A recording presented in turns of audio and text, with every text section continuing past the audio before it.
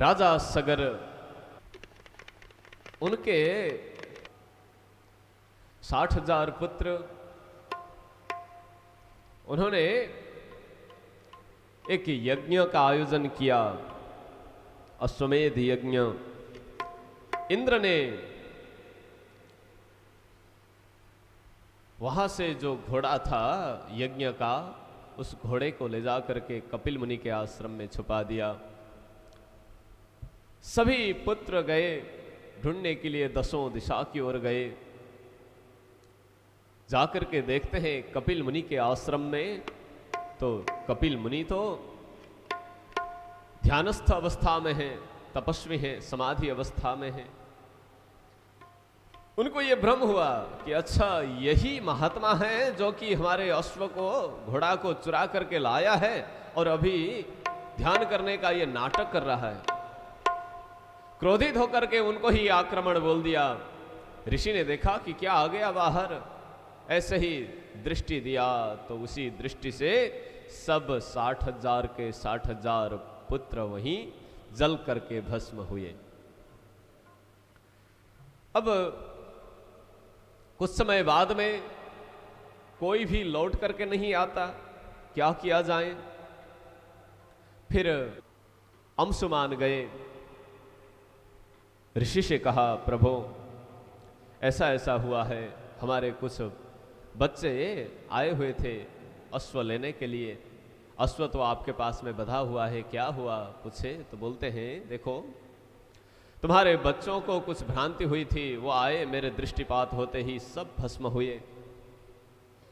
अब ऐसा करो इस घोड़े को भी लेकर के जाओ, लेकिन प्रभु इनका तो उद्धार कैसे हो? ऋषि ने कह दिया जो आकाश गंगा है, भगवान का ही जो चरणोदक है, उस गंगा को पृथ्वी तल में लाना पड़ेगा, तभी इनका उद्धार हो सकता है। अब क्या किया जाए? बोले कि जाओ गंगा का उपासना करो। अंशुमान आए, तपस्या किया। फिर उनके पुत्र दिलीप आए, दिलीप ने भी तपस्या किया, पूरा जीवन बीत गया। तृतीय नंबर में राजा भगीरथ हुए, भगीरथ ने भी तपस्या किया। अब गंगा देवी तो प्रकट हुई, लेकिन हम आए तो आए, मेरा बेग कौन सहन कर पाएगा? अब इसको सहन करने के लिए तो कोई नहीं होगा इस पृथ्वी में। भगवान भोलेनाथ का आराधना किया गया। फिर